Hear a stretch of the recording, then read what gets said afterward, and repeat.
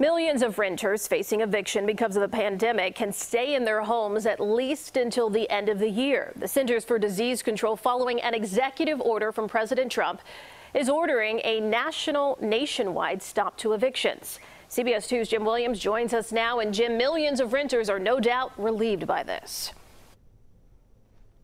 Erica, housing experts call this a potential catastrophe. 40 million Americans facing evictions.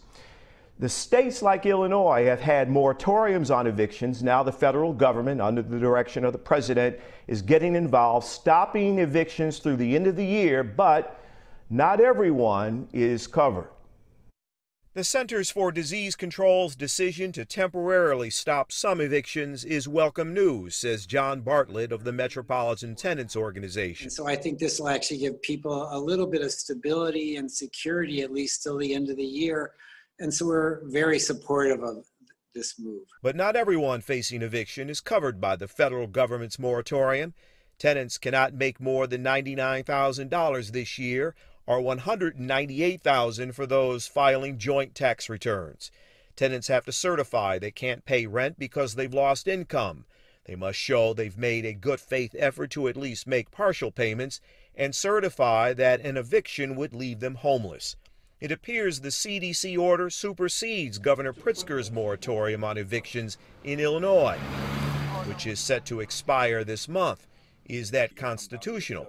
We asked attorney Michael Zink. There are arguments to be made about federalism and about the states being able to make their own laws about this kind of area of the law. However, when you're in a national pandemic, an emergency really of any kind, but especially a health emergency, I expect the CDC will fall back on those arguments heavily. I never want to see anybody on the streets, right? I don't want to put anybody out on the streets. While Chicago property owner Stephen Rich says he's working with his tenants struggling to pay rent, he wants the federal government to consider the strain landlords like him are under. We're all in a pandemic right now together. So I'm looking to help my fellow man, but I'm also looking to keep my head above water while this is happening also, because I have a family to feed as well.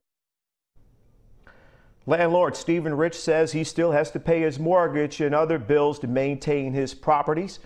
Both he and tenants' rights advocate John Bartlett say the mom and pop landlord should get federal assistance too. Brad?